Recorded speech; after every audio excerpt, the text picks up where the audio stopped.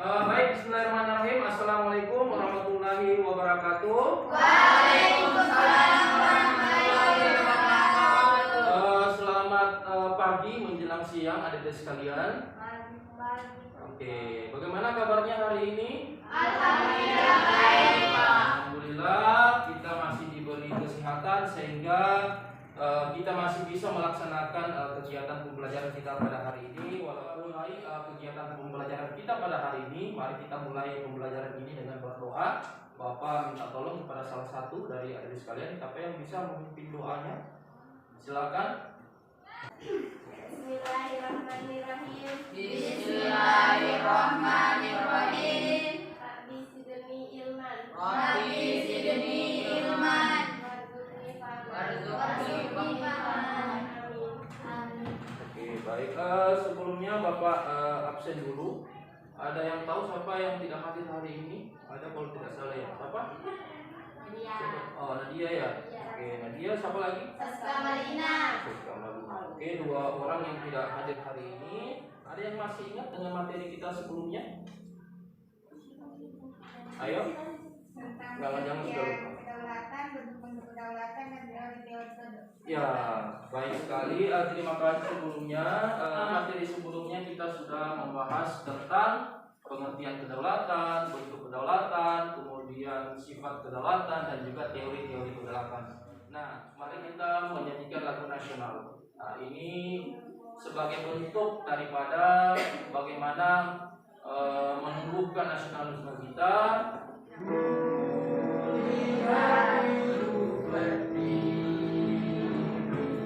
Senyum dong.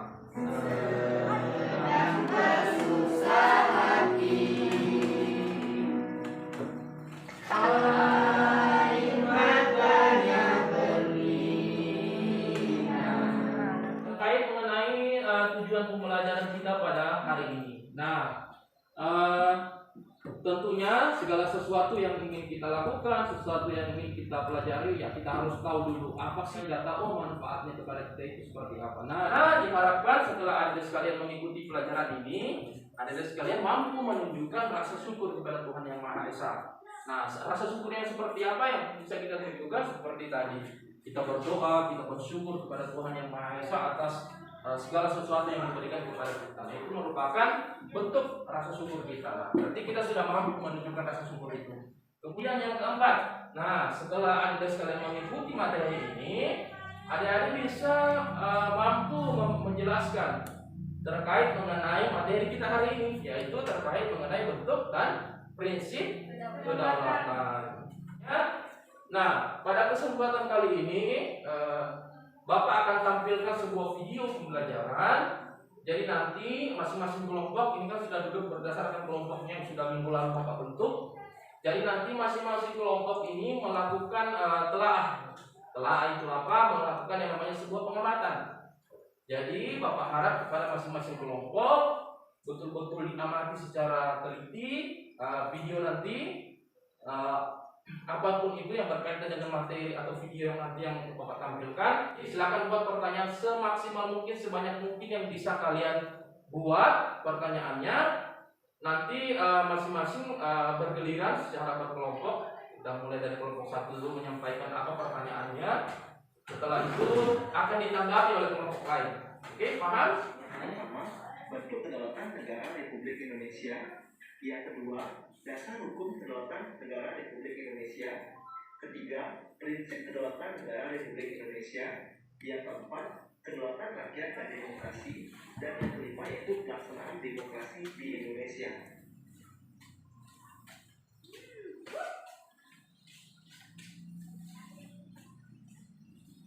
Secara umum, negara Indonesia merupakan negara demokrasi yang menganut bentuk atau teori kedaulatan rakyat. Hal tersebut telah tertuang dalam pasal 1 ayat 2 yang berbunyi, kedaulatan berada di tangan rakyat dan dilaksanakan menurut Undang-Undang Dasar. Bebas. Yang keempat, kebebasan untuk menyatakan pendapat. Yang kelima, kebebasan untuk berserikat, berorganisasi, dan beroperasi. Dan yang keenam, pendidikan keluarga negara. Seperti Nah, seperti yang sudah Bapak katakan tadi di awal, setelah mengamati video ini, adik-adik sekalian silakan berdiskusi setidaknya ya kurang lebih 2 menit lah untuk melakukan diskusi dengan anggota kelompoknya untuk merumuskan pertanyaan. Jadi silakan meremuk dengan anggota kelompoknya, siapa kira-kira yang merumuskan pertanyaan, siapa yang nanti akan yang giliran bertanya, atau siapa nanti yang menjawab. Nah, diaturlah dan dibicarakanlah dengan anggota kelompoknya masing-masing. Ya, paham? Oke, diri, sebutkan nama dan kelompoknya, kemudian disebutkan pertanyaannya apa. Silakan. Saya mulai dari kelompok 1 ingin bertanya, apakah bentuk dan prinsip kedaulatan NKRI? Oke, baik. Bapak bisa menangkap pertanyaan dari kelompok 1 tadi. Intinya bahwa kelompok 1 itu bertanya, seperti apa sih bentuk dan prinsip kedaulatan negara kesatuan Republik Indonesia? Yang ada di sekalian sudah pahami dari pengamatan video pembelajaran yang sudah tadi kalian simak. Kelompok berapa yang mau menjawab pertanyaan dari kelompok 1? Kelompok 2. Oke, silakan kelompok 2. Saya dan kelompok 2 yang menjawab, menurut kelompok kami, bentuk dan prinsip kedaulatan adalah di mana bentuk negara Indonesia berbentuk republik dengan menjalankan prinsip kedaulatan rakyat, yakni kedaulatan berada di tangan rakyat dan dilaksanakan menurut Undang-Undang Dasar Negara Indonesia adalah negara hukum. Kelompok 2 apakah sudah selesai dirumuskan pertanyaannya? Sudah? Ya, Pak. Oke, sudah. Oke, baik. Bapak persilakan kepada kelompok 2 untuk dibacakan pertanyaannya. Silakan berdiri, sebutkan nama dan kelompok. Saya Pak ingin bertanya dari kelompok 2. Nama saya Nur Mukliha. Berdasarkan hasil pengamatan kelompok kami, adapun yang ingin kami tanyakan, apa yang membedakan demokrasi Pancasila dengan liberalisme dan sosialisme? Oke, baik. Terima kasih. Pertanyaannya sangat bagus sekali. Kita sekali lagi kita beri aplaus dulu untuk pertanyaan dari kelompok 2. Silakan kelompok 1. Perkenalkan, nama saya Datina dari kelompok 1. Menurut kelompok kami, perbandingan antara demokrasi Pancasila, liberalis dan sosialis adalah di mana demokrasi Pancasila mengutamakan kepentingan bangsa dan negara di atas kepentingan pribadi atau golongan dan mengakui hak milik perorangan. Sedangkan liberalis mengutamakan kepentingan pribadi dengan mendukung sepenuhnya usaha pribadi, dan sosialis mengutamakan kepentingan bersama dengan mengabaikan kepentingan pribadi. Oke, baik. Kita beri tepuk tangan dulu untuk kelompok 1 atas tanggapannya. Bapak kasih kesempatan mungkin dari kelompok 3 ada yang mau ditambahkan. Oke, silakan kelompok 3.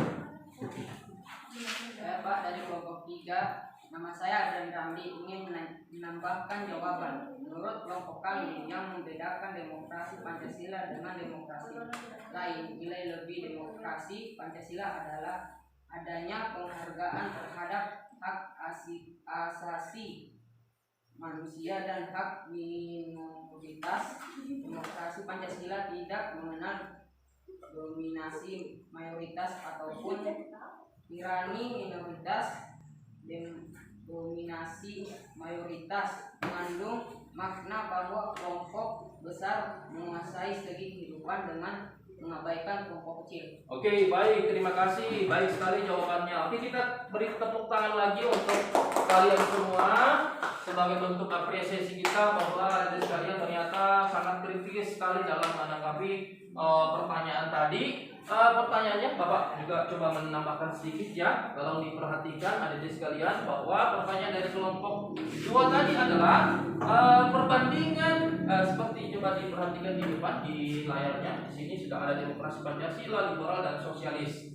Nah, pertanyaan dari kelompok 3 tadi, nah kira-kira yang bisa membandingkan antara ketiga demokrasi ini apa? Nah, tadi sudah baik sekali penjelasan dari kelompok 1, juga ditambahkan oleh kelompok 3 bahwa yang membedakan antara demokrasi Pancasila, kita kan Indonesia ini menganut demokrasi Pancasila. Nah, sekarang pertanyaannya, nah apa yang membedakan demokrasi kita ini dengan demokrasi di negara-negara lain? Misalnya di negara lain itu ada sosialis, juga ada liberalis. Nah, di sini yang bisa kalian amati, bisa kalian lihat bahwa yang membedakan antara demokrasi Pancasila dengan liberal dengan sosialis itu adalah di mana demokrasi Pancasila itu lebih mengutamakan yang namanya kepentingan bangsa dan negara di atas kepentingan pribadi. Nah, itu pokok daripada demokrasi Pancasila. Nah, sedangkan demokrasi liberal yaitu di mana mengutamakan kepentingan pribadi tapi sepenuhnya mendukung usaha-usaha pribadi. Jadi di situ sudah ada letak perbedaan dari kedua demokrasi itu. Kemudian yang ketiga demokrasi sosialis.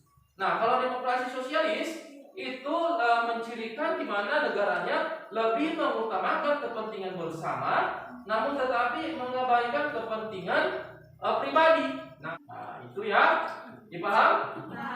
Oke, baik, alhamdulillah kalau kalian bisa memahami terkait mengenai perbandingan demokrasi. Oke, baik, kita lanjut. Karena Bapak sudah anggap kalian sudah paham, kita lanjut ke kelompok 3 berarti ya. Silakan kelompok 3 dibacakan pertanyaannya ya. Nama saya Esti dari kelompok 3 ingin bertanya, menurut pendapat kelompok Anda seberapa penting peran warga negara dalam pelaksanaan kedaulatan di negara Indonesia? Oke, baik, pertanyaannya bagus sekali, kita beri tepuk tangan dulu untuk kelompok 3. Baik, terkait dengan pertanyaan kelompok 3 tadi, ada yang mau ditanggapi? Saya, Pak. Oke, silakan kelompok 2 ya. Ya, silakan. Assalamualaikum, saya dari kelompok 2 ingin menjawab pertanyaan dari kelompok 3. Oke, silakan. Menurut kelompok kami,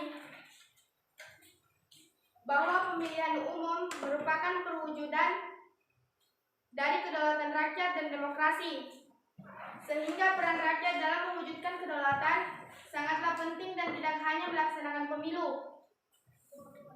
Akan tetapi, dapat dilakukan dengan cara berperan aktif, memberikan masukan, usulan dan kritikan objektif kepada pemerintahan, serta mengawasi jalannya roda pemerintahan.